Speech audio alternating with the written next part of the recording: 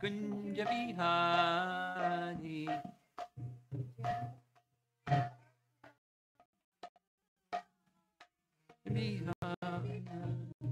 Jaya Radha Madhava Kunja Bihari. Radha Madhava Kunja Gopi Jana Malabha Girivara Dhari.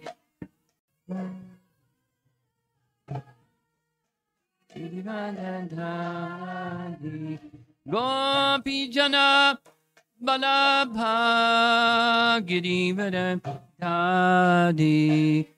Gopi Jana Balabha Girivara Dhari. Jasodanandana Brajajanaranjana.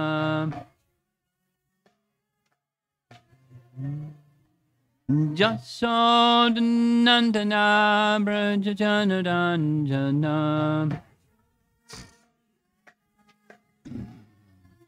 Jamunati Ravana Chadi.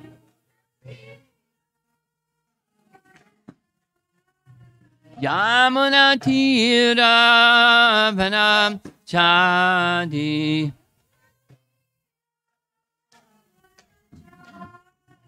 Jaya Radha Madhava Kunja Bihari.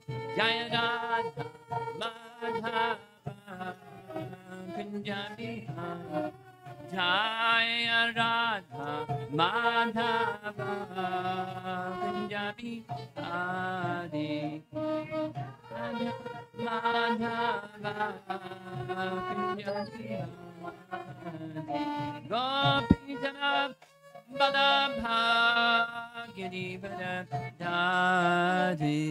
Gopi Jana Balabha Girivara Dhari. Gopi Jana Balabha Girivara Dhari. Gopi Jana Balabha Girivara Dhari. Yasodanandana Brajajanaranjana. Yasodanandana Brajajanaranjana. Jamunati Ravana Chadi. Jamunati Ravana Chadi. Jaya Radha Madhava Kunja Bihari.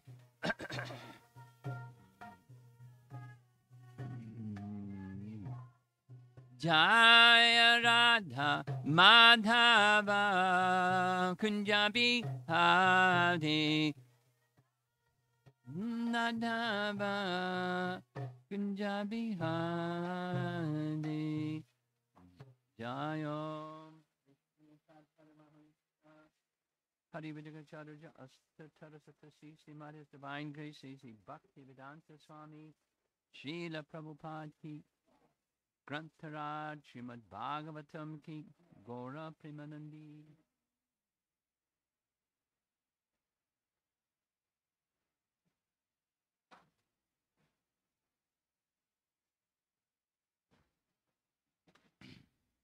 Om Namo Bhagavate Vasudevaya.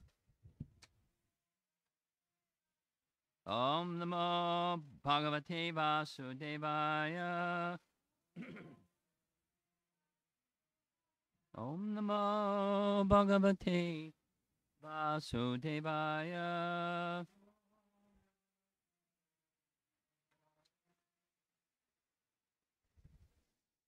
Continuing. Home stretch, finishing up this really amazing section. on Canto 10, Chapter 9, text 13 and 14.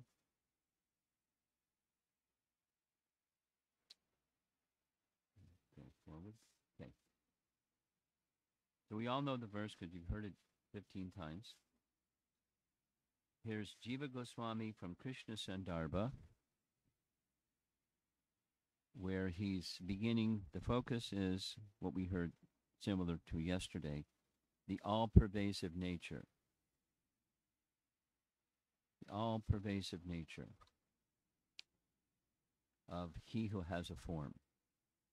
So it sounds contradictory, but here's the explanation. His all-pervasive nature is stated in 10.9.13, na chantar na bahir yasya. So antar and bahir, within, without. He has no interior and no exterior. All-pervasive. He is beyond material objects.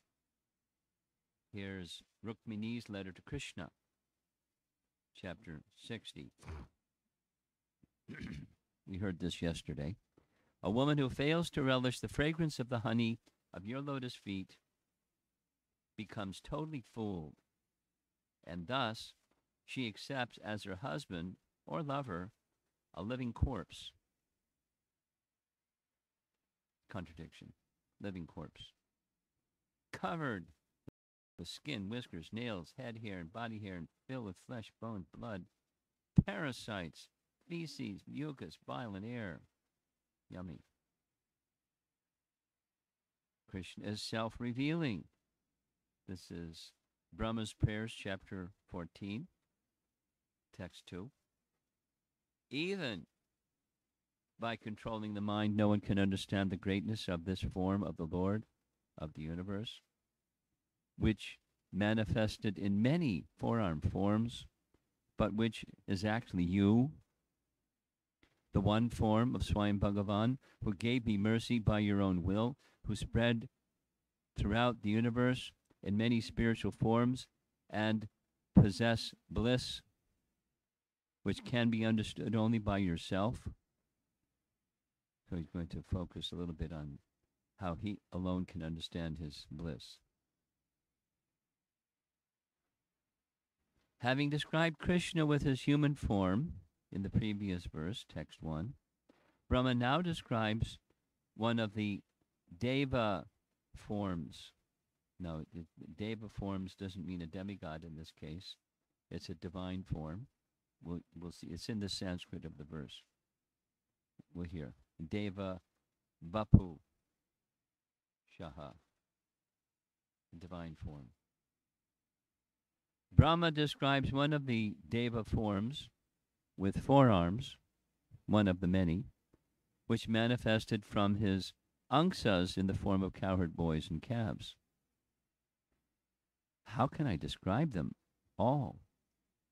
You are the source of those forms. What to speak of being merciful to those forms of Vishnu, Deva Vapushaha, you are merciful to me, Mad Anugrahasya. Since, by seeing those forms of yours, I understand your greatness. Then, you experience your bliss by yourself. This cannot be experienced by another person. Only you know your happiness. Brahma speaks this to the Lord.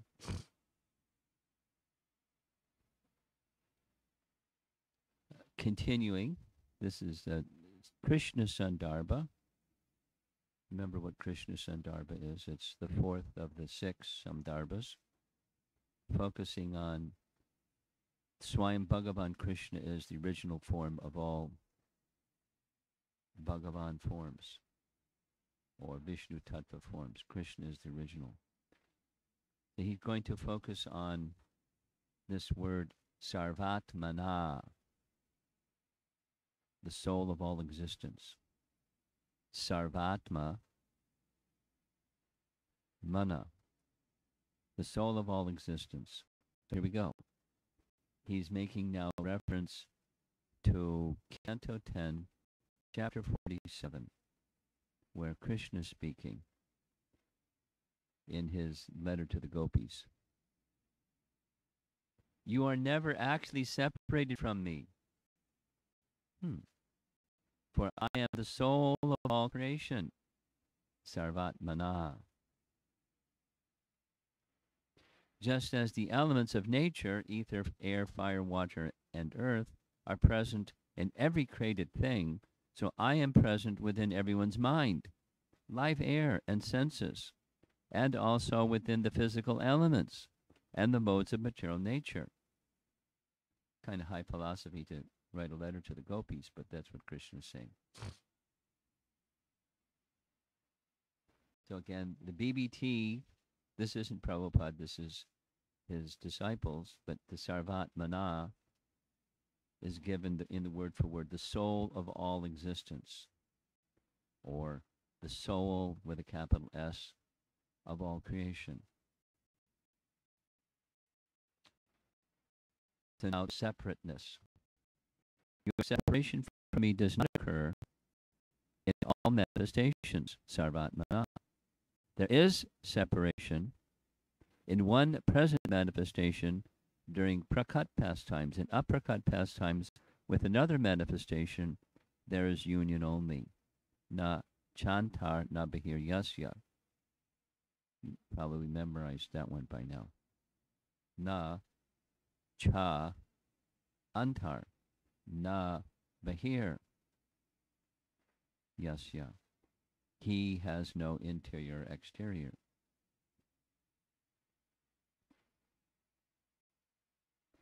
Now that's spoken, the reference there is in relation to Krishna's letter to the gopis, and then Jiva Goswami in Krishna Sandarbha makes reference to our chapter 9 explanation. In relation to the Damodar pastime, and in Krishna's pastime of eating earth, Yashoda and others realize Krishna's all-pervasiveness and power in the medium-sized form. The two contrary qualities of all-pervasion and medium size exist in him at the same time and are not impossible for the Lord, who has the inconceivable Shakti of pervasion. Remember we discussed this yesterday? What was the word again, Radha? Swarat? You remember the word, Swarat? What does Swarat mean?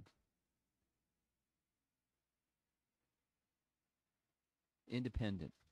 He doesn't rely on anything outside of himself to do what he does. His intelligence, his cognizance, his potencies. He's not prompted by something else to do. He's independent. He's totally independent. Right.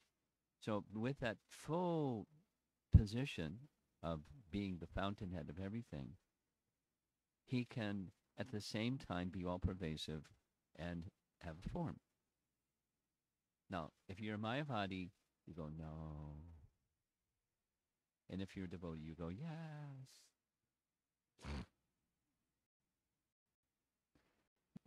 So say it again. Form means limiting. There's the boundaries of his form. He's only this tall and this wide, and has medium size, and so there's boundaries. So that means material.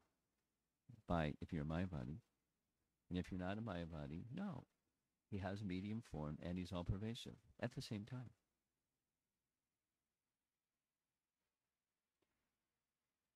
Because those are his potencies, and it's made possible because of his potencies. Simultaneously.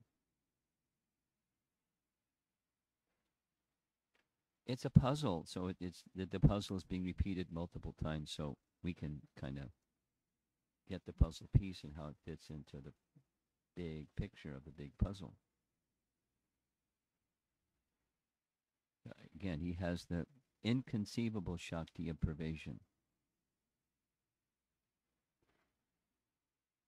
Next paragraph. Shrutesh tu shabda mulatvat. We heard that one before. That's a Vedanta Sutra statement. Very terse. Shrutesh tu shabda mulatvat. He translates it this way, this time. The defects of the agent do not apply to Brahman because of scriptural statements, which are the only proof concerning the inconceivable subjects.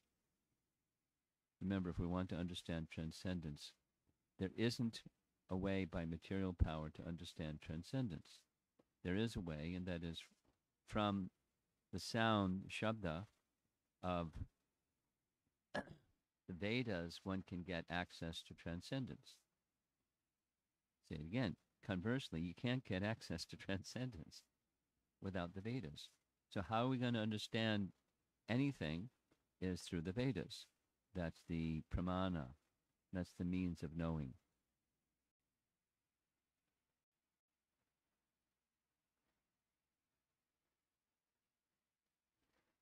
He then says, this is explained philosophically in Bhagavad Sandarbha.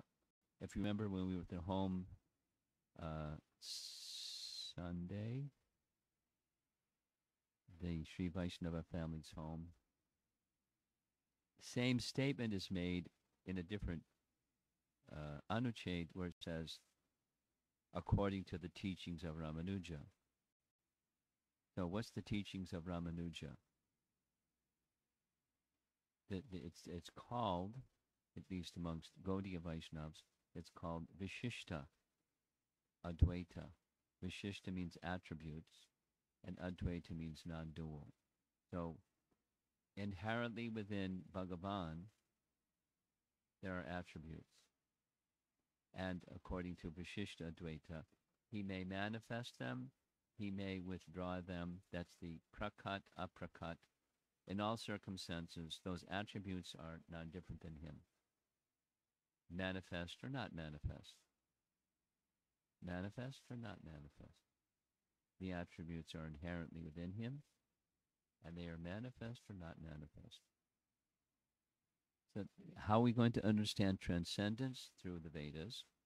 And the Vedas teach us there's qualities inherent within the Lord that are manifest and not manifest. So when they're manifest, material means to see them as being separate from their source. Spiritual means to see them as being connected to the source because they are. Everything is connected to the source of everything. Paragraph. Since he is evasive, simultaneously it is not necessary for him to create other forms for remaining in many other places. Got it? He doesn't have to, okay, you're going to be all pervasive. Okay, here's my forms all over the place. Now I'm all pervasive. It's within him to be all pervasive. It's a Shakti. So he doesn't need to manifest multiple. He may do 16,108 or during Rasa dance so many Krishnas, but he can be all pervasive without expanding his form because he's all pervasive. That's a Shakti that's inherent within him, whether it's manifest or not manifest. It's a Shakti inherent within him. Rather, by his inconceivable Shakti, according to his will, one form alone manifests in many ways, with simultaneous appearance of his medium form and all-pervasive huge form simultaneously, like a reflection caused by a polished mirror. So now he's going to explain why the reflection of a polished mirror is not the same as Krishna's being all-pervasive. Here we go. However, a reflection takes place only using a reflecting medium, mirror, and without direct touch, Smell. So you can smell something, although your nose doesn't have to touch that something.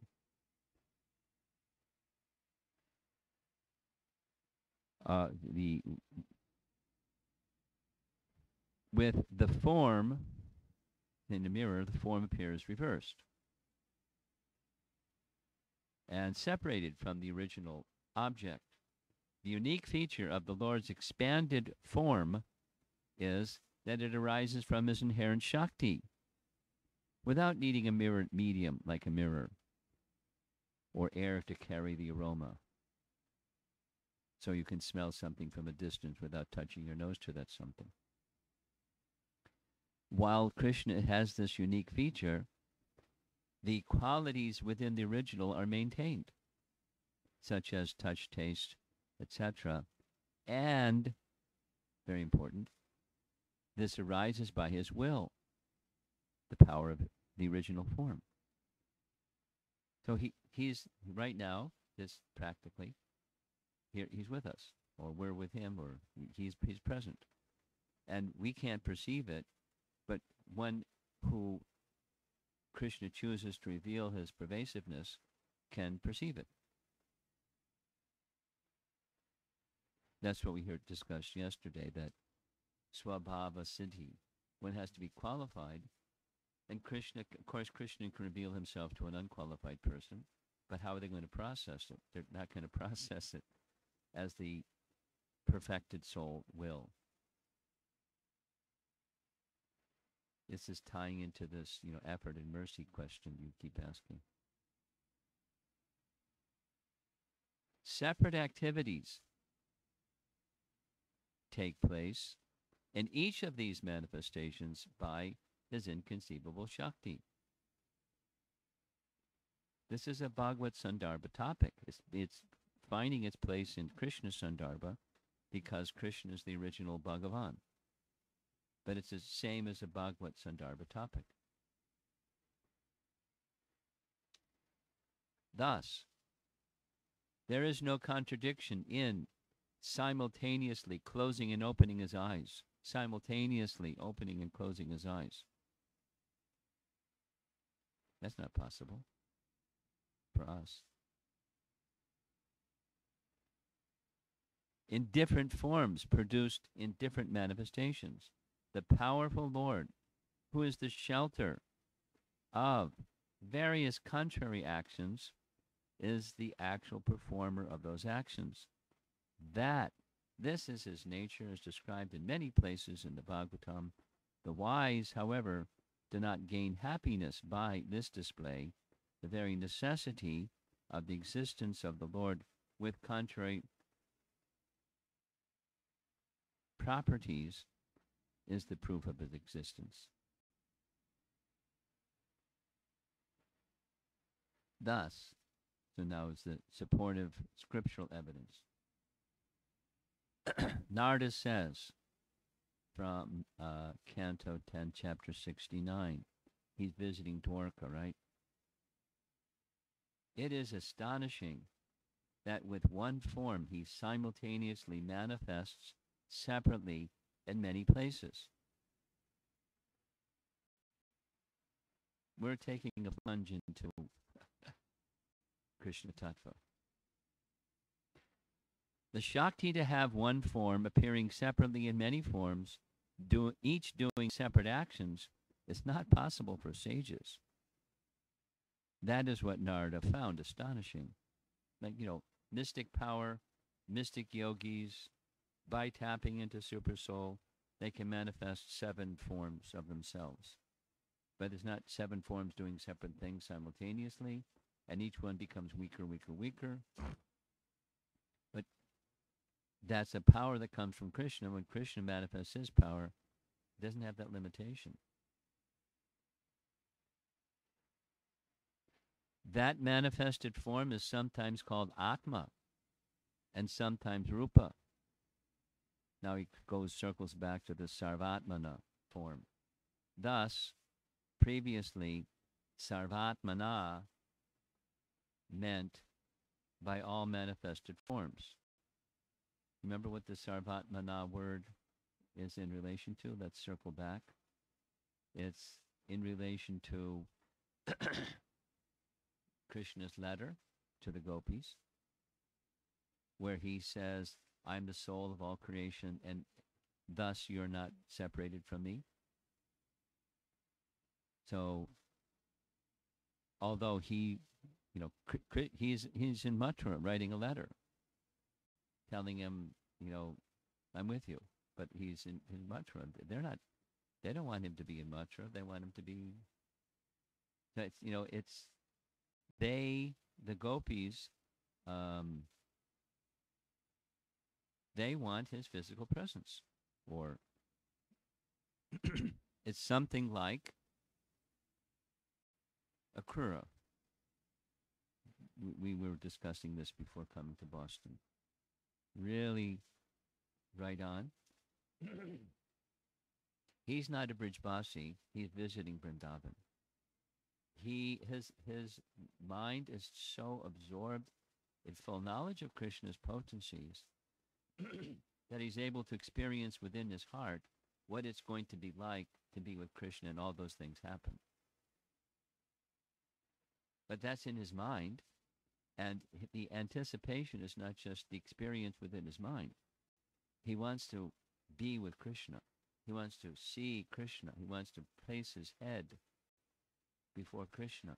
He wants Krishna to place his hand on his head. He wants Krishna to embrace him. He wants Krishna to smile. He wants to experience. So, this is very similar to the Brihat Bhagavatamrita message, where Gopakumar, by meditation, he's in Tapaloka and he sees Madan Gopal, but it's not the same. Not the same. With the process of meditation leads one to the spiritual presence of Krishna. So meditation so the mind touching that form of Krishna is incomplete. What's complete? The Bhagavan feature is experienced directly, not just within the mind. So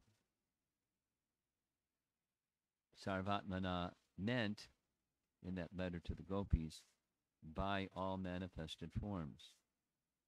Now he gives some additional references that says the same thing. This is from the Rasa Dance section, chapter 33. Reference says, expanding himself, Atmanam, into as many forms as there were gopis. Or, in chapter 59, Krishna expanded his form for each of the 16,000 queens. Or, chapter 30, he, Jara, was instructed by the Lord, who takes forms by his will. Excuse me, this is 11, Canto 11.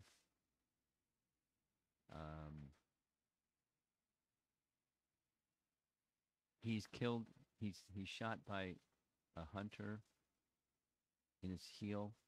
The hunter's name is Jara. So Krishna instructed Jara, don't worry, don't fret over what just happened. This is my pastime. You're fine. I take many forms by my will. So these are scriptural statements indicating the one can manifest himself multiply or need not manifest himself multiply. That one has all the power of pervasiveness or pervasion inherent within him. And by his will he manifests, however he manifests. Continuing. Since each form of the locus of various actions, each form is the locus,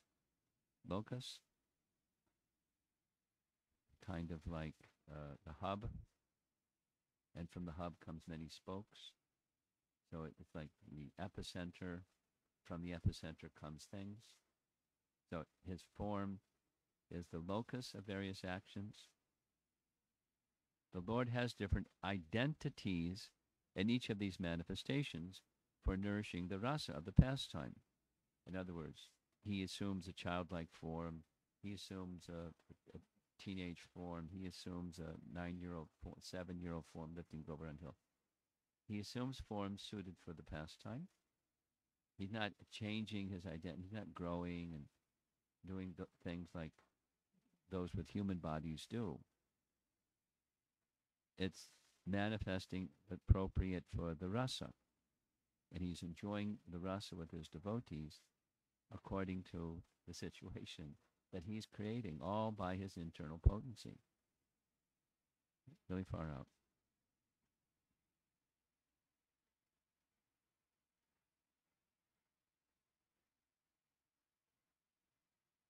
I'll read that sentence again.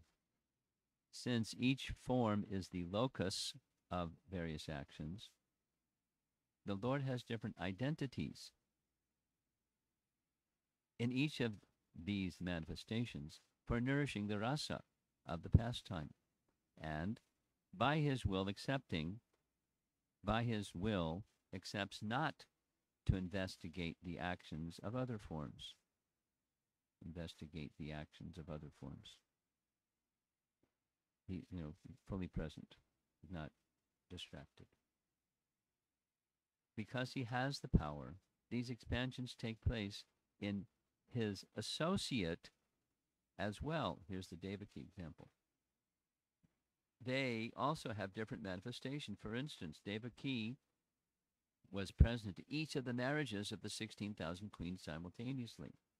Sridhar Swami says, quote, Devaki was present simultaneously in each house.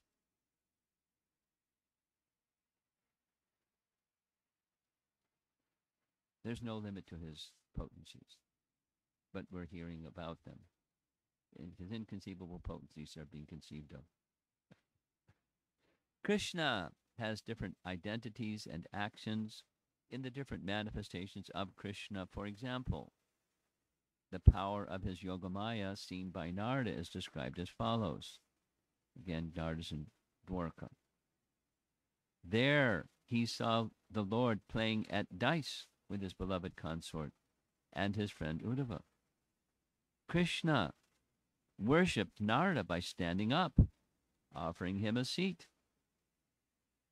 And then later in the same chapter, somewhere he was consulting with royal ministers like Uddhava, and somewhere else he was enjoying in the water, surrounded by many society girls and other young women. Again, there is a different identity because of different bhavas. I am here. Thus, in the marriage of 16,000 queens, Devaki was happy seeing them all performing various auspicious acts with Krishna in the various places. And not seeing him, she longed to see him in each place, since the power of his Yogamaya, seeing the power of his Yogamaya, Uddhava sometimes felt union and sometimes separation.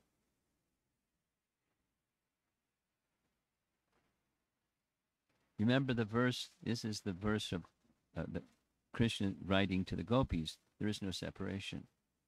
There may be feelings of separation, but there's no separation. Paragraph. When there are different manifestations, there are different actions, according to the bhava. In the aprakat manifestation of Krishna, aprakat means unmanifest, situated in a special manifestation of Vrindavan at this moment, the associates manifested in the aprakat manifestation experienced union with Krishna. In the prakat manifestation, the associates experience separation when he goes to Mathura, though he was previously in Braja. By accepting these two manifestations, in three places, he is said to be eternally residing there with his associates. That statement cannot be refuted. In the prakat pastimes, though he sometimes goes elsewhere with his associates, he remains there because of manifesting another form. That's his aprakat feature. Thus Krishna correctly said, "You have no separation from me."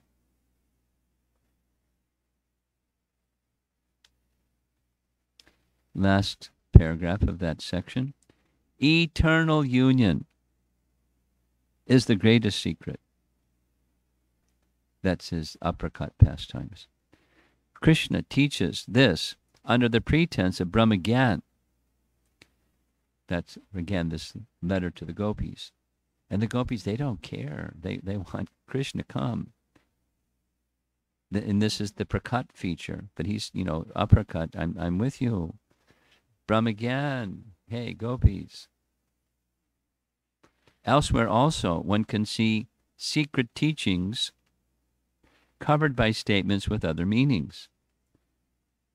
An example is Vidura instructing the Pandavas secretly when they were going to the Shalak house. What's that example? Do you know that example, Radha? One of the murder plots in Mahabharata. One of the murder plots. Murder. A plan to kill Krishna. Plan to kill Bhishma. Bhima. There was a plan to kill Bhima. Duryodhana couldn't stand Bhima. Duryodhana couldn't stand Bhima. So he told his father of his plan. Duryodhana told Dhritarashtra the plan. Dhritarashtra didn't like the plan. But when Duryodhana said, "If I can't do this plan, I'm giving up my life," he shut up. He didn't like the plan. He had affection for his brother. Pandu took care of him when he was blind, like a brother. And here's the sons of his brother. You can't. So the plan was, somebody else made the plan. I think it's Gandhari's brother made the plan of how.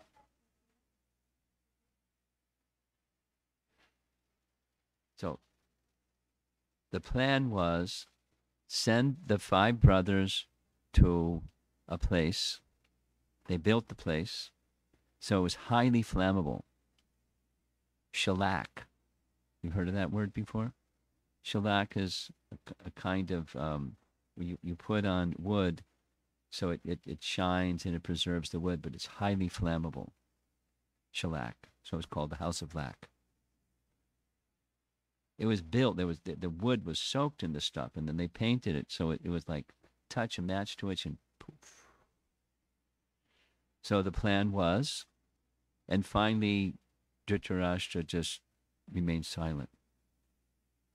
And based upon the principle silence means consent, Duryodhana went ahead with the plan. The plan was to invite the 5 brothers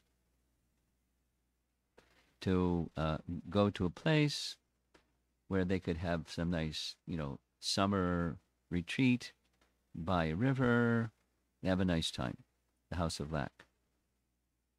And Yudhishthira was reluctant because he smelled the rat.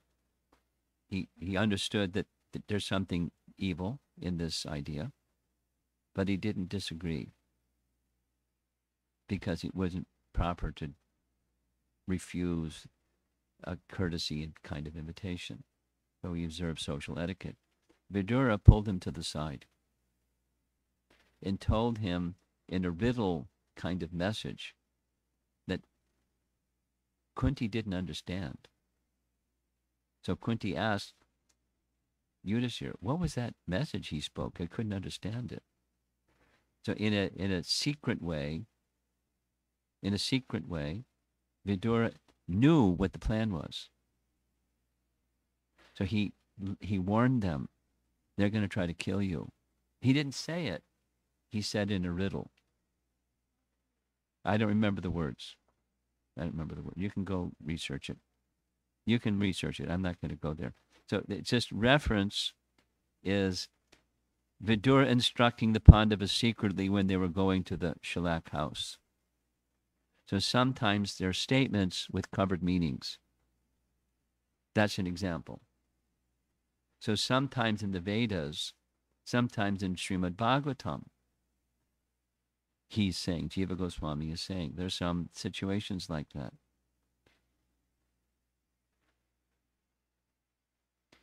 Similarly, Narada instructing the Haryashvas spoke with secret meaning.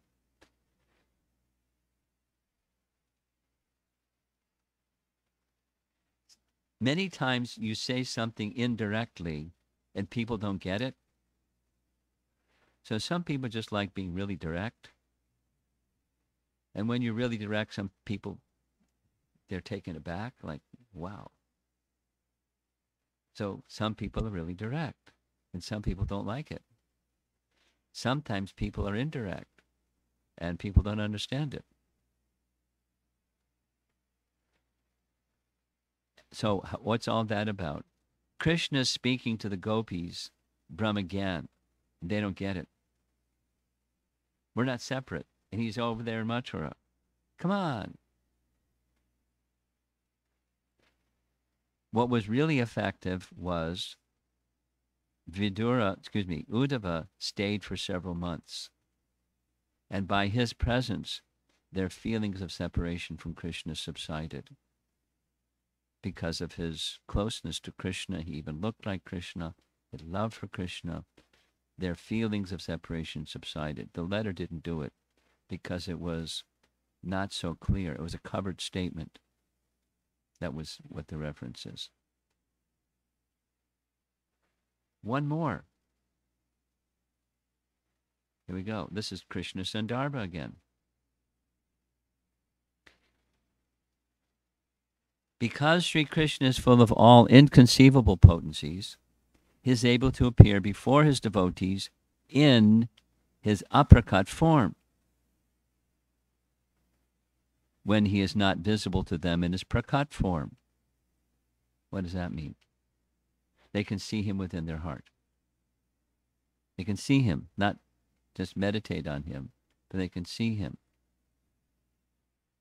That's described that the love of the gopis, it's very mysterious. The love of the gopis was so strong that, here's two examples. When Krishna would go to the forest, this is chapter 35, they could see Krishna's pastimes remotely, as if they were there. It was in the present tense. The language of the Sanskrit is, they were seeing, they were experiencing, although he's off in the forest.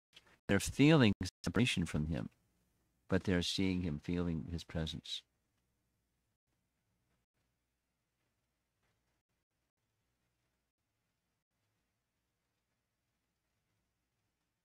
Very mysterious.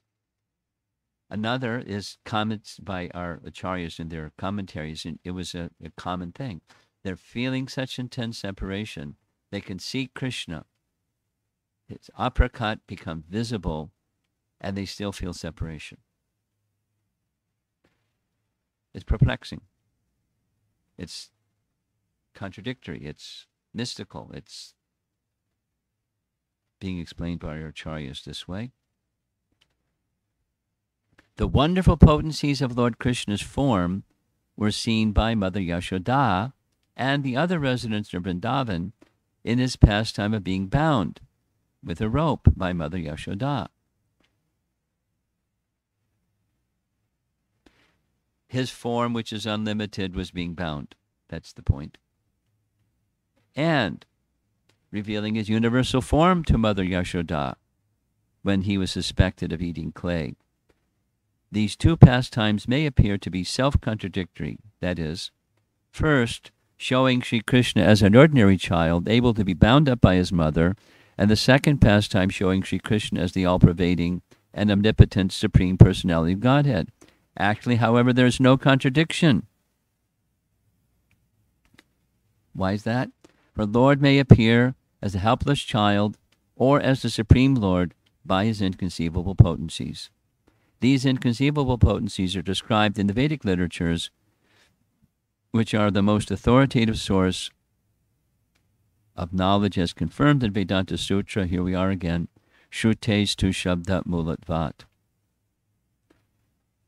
Meaning Vedic literature is the most authoritative source of knowledge. And the last sentence, the reader is referred to Bhagavad Sandarbha, Anucheds 30 through 39, which is what we're going to do next, for a more elaborate explanation of this subject. Maybe we'll skip it because if it's more, this is pretty elaborate already. But that's that section that's according to the teachings of Ramanuja that go back to the beginning of Tattva Sandarbha.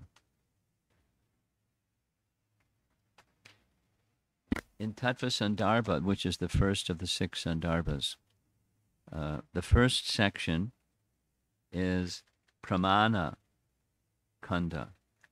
Pramana means evidence or proof.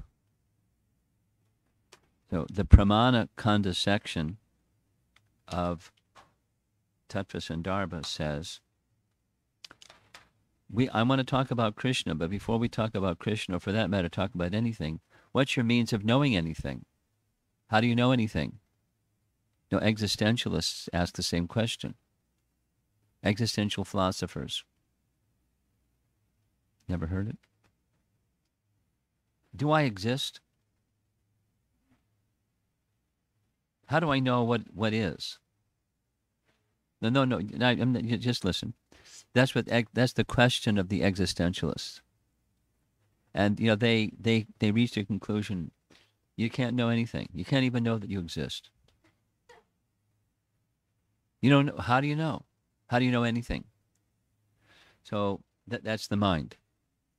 You can't know anything conclusively through the mind. You can propose something and then refute that something and propose another something. And so the existentialists just throw their hands up in the air and say, I don't know if I exist. And then there's another version that says, well, I think, therefore exist. That's Descartes. Anyway, how do you know anything? So that he was wrong. I want to talk about Krishna. Before talking about Krishna, how do I know about Krishna? How do I know anything, for that matter? So then he goes through a whole discussion about how you know something. That's tattvas. That's pramana kanda section. Pramana means evidence. This is how you know something. And how do you know transcendence? He concludes the whole section is the best way of knowing something about Krishna is Srimad Bhagavatam. And then that section closes. And then there's a small section that somebody, Surabhi, if you're listening, she was asking this question on our car ride to the program yesterday evening. So I sent her back. Somebody wants to know where is it described that the Vedas are the source of transcendental knowledge? So that's from that section. To know transcendence, you need evidence, and the evidence is the Vedas, and how Vyasadeva did what Vyasadeva did to compile the Vedas. Then there's a little section that's kind of like a springboard for the whole rest of the Sandarbhas, where he says,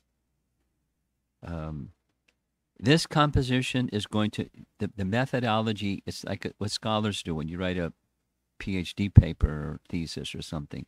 You outline what the topic is and how you plan to address the topic and what are the authoritative sources that you're going to draw upon to establish your thesis.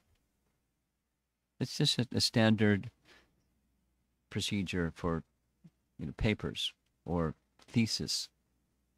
So he says, the primary source I've already established, it's Bhagavatam, and other sources will include, and he lists what the other sources are.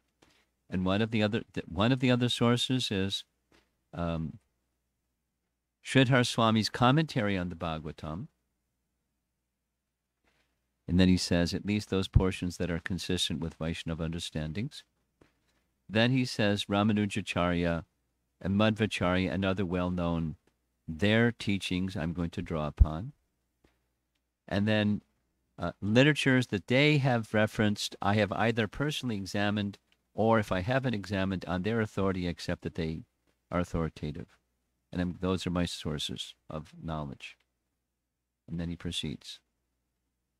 The procedure is he makes a statement. He supports the statement from Scripture. He addresses other further subpoints of that main point. He addresses, some people will disagree and say this, and he refutes this.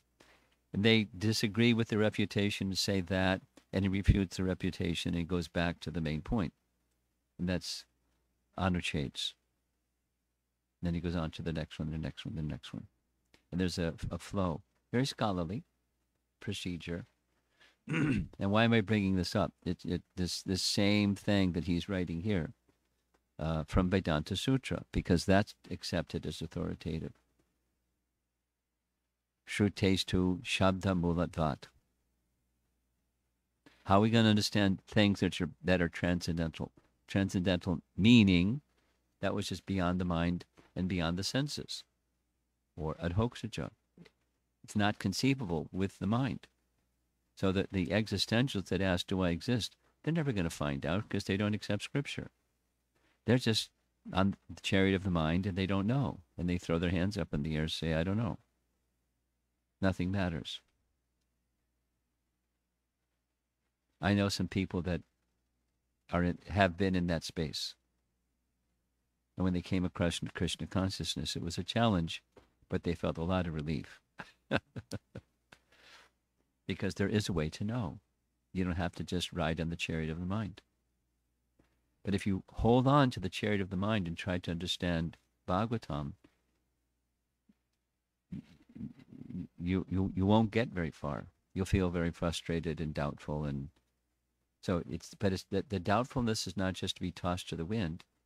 The doubtfulness should be driven by I want to know inquiry, and then when you hear, then the covering becomes cleansed, addressed, and the doubt is removed, just like Krishna that Arjuna does in Bhagavad Gita. And the doubt is removed, and then he can see. Like that question the other day, nice question of how do we get to the point where this theoretical, notional idea of Krishna gets into reality?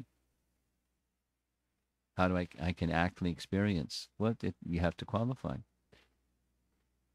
to actually experience. The potential is within already. It's not something you need to go out and get one of those or 20 of those. It's already there. It's covered. Okay, so we're going to, I'll take a look, a more deep explanation of what we've been talking about from Bhagavad Sandarbha of the transcendental nature of Krishna. Probably worthwhile to go through again, because now we've had some building blocks, and we'll hear it again, and hear it again, and hear it again, and hear it again. And then it'll be really clear. So when somebody says, blah, blah, blah, we'll at least have the foundation for knowing how to respond. What's the nature of Krishna? To accept that there's God, that's good. That's the beginning. Say it reverse. Those that don't accept that there's God, I've been listening to Prabhupada speaking this over and over in his recorded Bhagavad Gita lectures. They're not even human.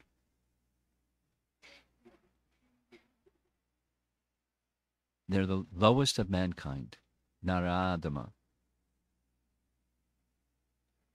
What about they have a big degree? Maya Pratigyana, Asarim Bhavamashrata. I mean, it's heavy. But if someone says they don't accept the Vedas and they don't know Krishna, Naradama, just like that. Now, he didn't go around hitting people with a baseball bat saying, you're a Naradama. But at least being clear, where's the line?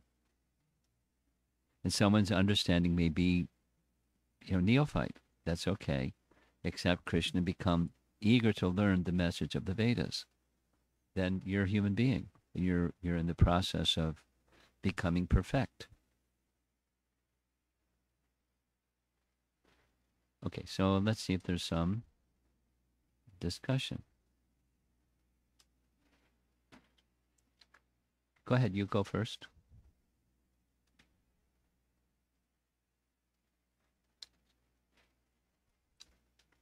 Go ahead, yes.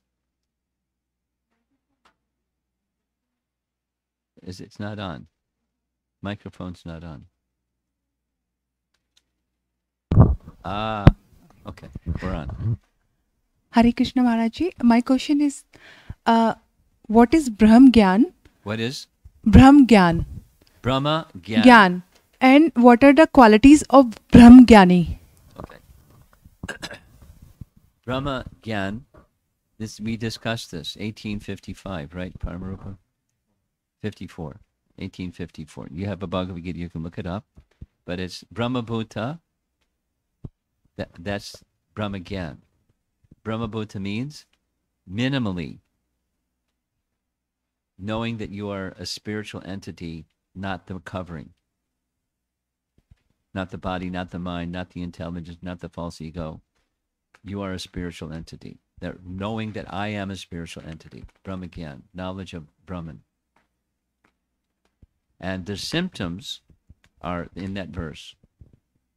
Prasanatma, joyfulness.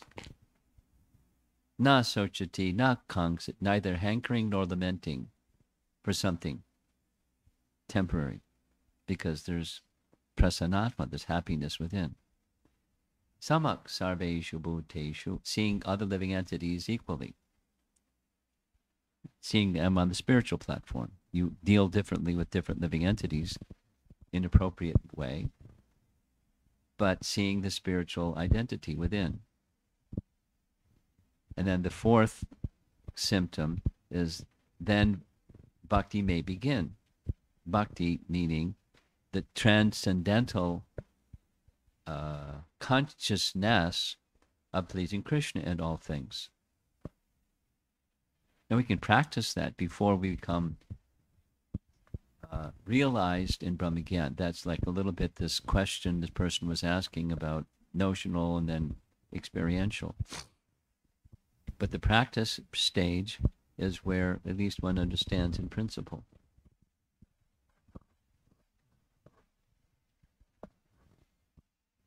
Okay? That's Thank it. you. Brahma Gyan.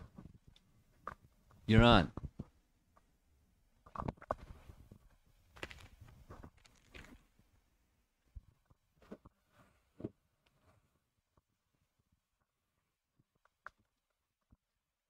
Very good. Very good. Now she's fixing her mind to begin the sentence. Huh? Yeah.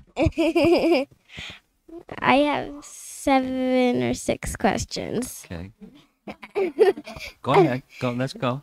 My first one is, did the gopis know that Krishna was the Supreme Personality of Godhead? No. Okay. And they didn't care to know either. They just wanted to enjoy. Yeah, that's it. Okay. Next. Was Devaki, what was Devaki's perception? I don't know the thinking or Her experience? no, taking the situation of Krishna and the girls getting married. How was she thinking of Well, Bonnet? How wonderful. Serving Krishna as like a mother serves. Is it that all the incarnations get expanded? Not really expanded, but Krishna expanding into all those incarnations and happen at the same time in Well- all the places? For Krishna, there's no the limits of time don't exist, but for us, the limits of time are perceived. A lot depends upon us rather than him. So let's just take, here's a nice example I like. Towards the end of the 10th canto, one of the places that Krishna hasn't gone yet was to visit his dear devotee Shrutadev. Bahalashva was a king, and Shrutadev was a Brahmin, in a very remote place, so Krishna went to see them. And on the way, the whole Yadu group stopped in different places, and they also got to see Krishna, but his intention was see the king, Bahalashva. And when he got there, they both, Bahalashva and Shrutadev, wanted Krishna to stay with them, take meal at their home. So what did Krishna do? He expanded himself into two Krishnas simultaneously. Now, whether they watched, like, wow, look at that. We don't know what their experience was, which is kind of what your previous question was. But he has the capacity. So those are simultaneous expansions, in time of as we experience it. So what their sense was, Krishna is with me. Their sense, my understanding is this: their sense is Krishna is with me. Like the cowherd boys, when they're sitting having lunch. Their experience was, Krishna's looking at me. He can't take his eyes off me. And they're all experiencing the same thing. Or during Chaitanya Mahaprabhu's Sankirtan, before the Rath Yatra cart, they were seeing, Lord Chaitanya is looking at me. And they're each seeing the same thing, or experiencing the same thing. Although he's one Lord Chaitanya, or one Krishna sitting with the cowherd boys. Their experience is according to their relationship with him, and Krishna's reciprocating. Now, he could manifest multiple Krishnas, or just give them the feeling that he gave them. And in one sense, it's the same. It's just different inconceivable potencies manifesting themselves. It's beyond our mind's comprehension, but this is the explanation given by our acharyas. Next. I heard that the gopis expanded into Krishna's wives. Is this true?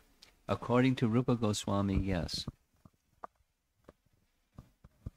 What is the significance of that? What's that? What is the significance of that? They wanted Krishna as their husband. He reciprocated.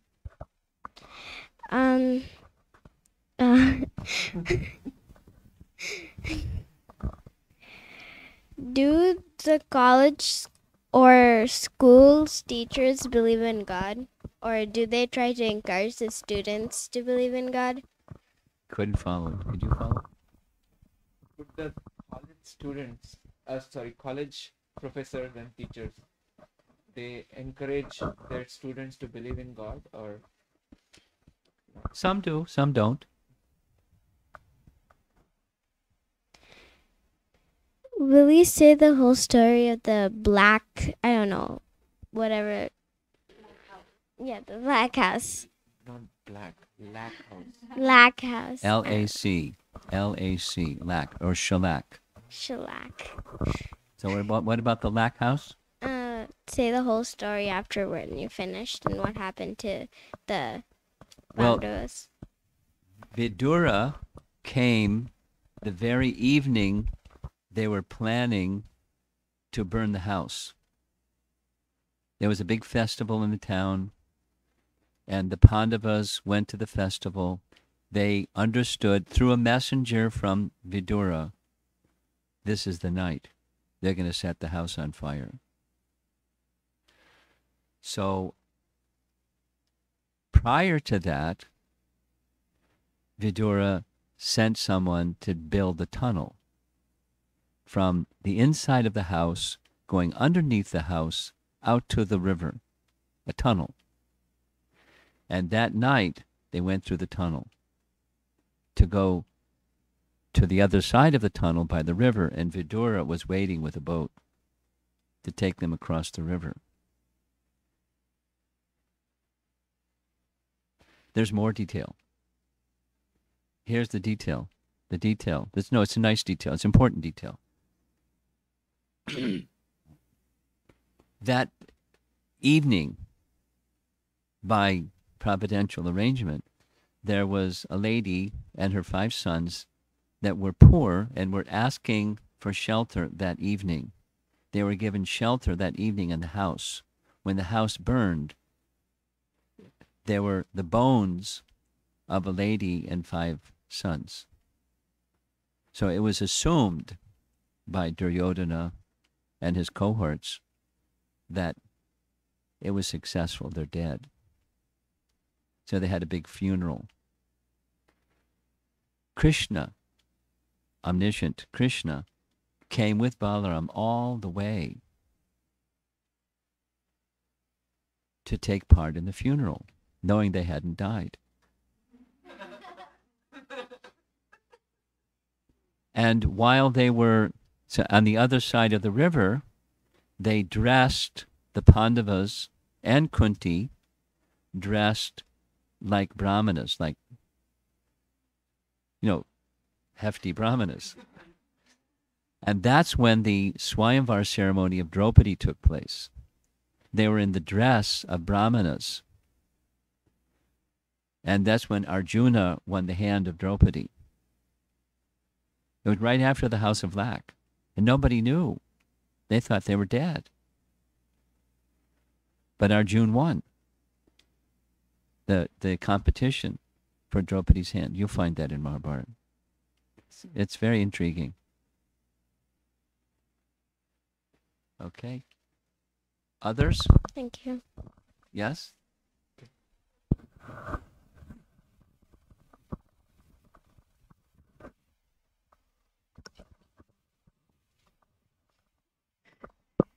Hare Krishna Maharaji.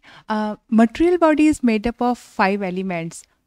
Spiritual body of God is made up of 5 elements. No. Or okay. No elements. Spiritual form has, according to scripture, Sat Chit Ananda Vigraha. Sat, Chit, and Ananda Vigraha. Sat, Chit, Ananda Vigraha. A form of eternity, knowledge, and bliss. Sat, Chit, Ananda. There are other terms, Sanskrit terms, that correspond with those, but that's good enough for now. Sat, Chit, Ananda, Vigraha. No elements. There's not an inside and an outside, like we have. The soul's inside and covered by gross and subtle bodies. Krishna has no gross and subtle body. His form is Sat Chit Ananda, eternally spiritual, eternally conscious, and full of Ananda by its nature, but spiritual. Those aren't elements, those are his form, aspects of his form. Okay. More? My last question is, I'm listening for 3 days about samadhi. So in my knowledge, the person who goes in deep meditation for many, many days in the silence, so this is called samadhi. So what is exactly samadhi? You'll read it in Bhagavad Gita, chapter 6, text, I think it's 21 through 23. Bhagavad Gita, chapter 6, 21 through 23. 20 through 23? Whatever, we'll find. There's a Bhagavad Gita over there on the shelf. Thank you. Okay. Let's see, do we have anything online? Let's do the online before we circle back to Radha.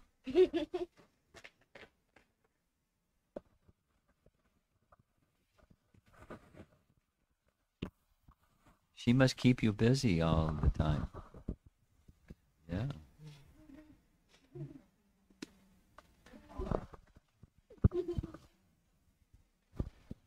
I wanted to ask a clarifying question from yesterday. When I we saw you taking notes this morning, so you're probably going to do another one of the. Go ahead. when you quoted the third canto, ninth chapter, that creative Brahma receiving the creative potency, in that the reference was about the devotee seeing through the ears, that you Smelling through the ears. smelling through the ears. Okay, because I was trying to find the reference, and the closest I found was the 11th verse of the 9th chapter, which had the seeing through the ears. So I was wondering which is the exact verse reference for that. I'd have to look it up, and I didn't memorize it. Okay. Because it is easier to understand seeing through the ears, because the idea is we hear and our seeing lens gets purified by hearing. But smelling through the ear was very intriguing. And Yes, it is. okay. So first question is from Sri Haran Prabhu. Dear Maharaj, how can one feel the connection with Krishna? Name is Sri Nivas Sri Hari Prabhu. Yes. So go ahead. How can? What's the question is, how can one feel connection with Krishna? Through devotion. He reciprocates. That's how. Next question is from Rangamataji's father. How can we get full happiness in chanting Mahamantra Japa? Same question, just expressed differently.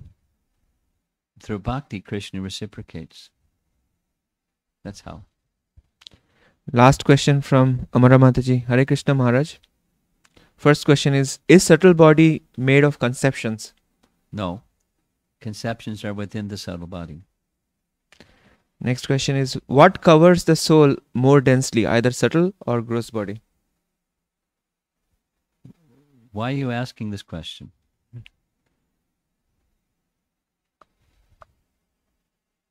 The gross is resting upon the subtle, so one could make an argument. The subtle is more of a deeper covering because on top of it has the gross covering. But why? What is the purpose in asking this question is not clear to me. That was the last question. Anything? No? Okay. She gets the last word. You have something? Yeah. Oh, okay. Oh, yeah.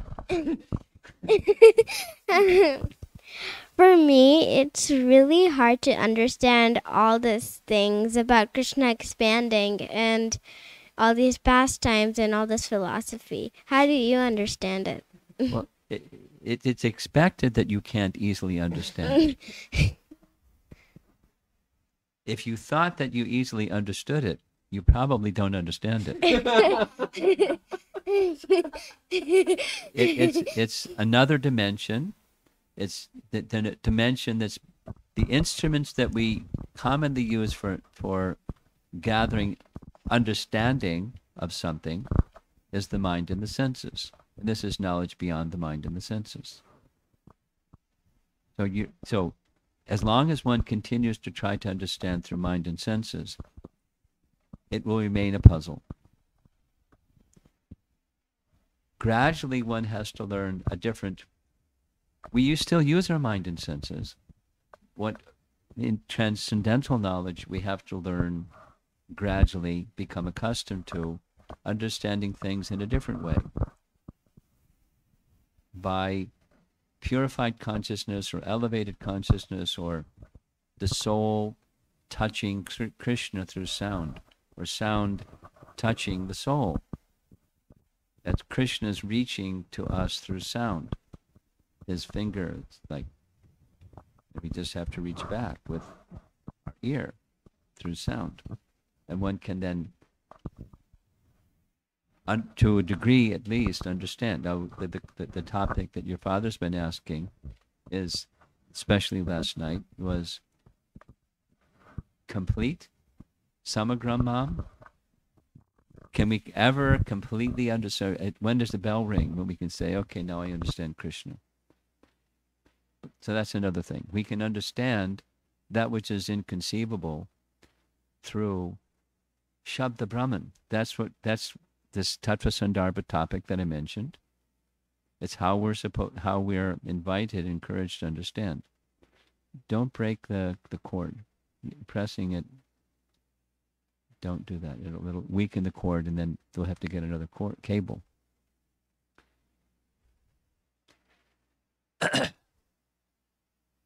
Okay? That's it. Srila Prabhupada ki. Jai. Jai.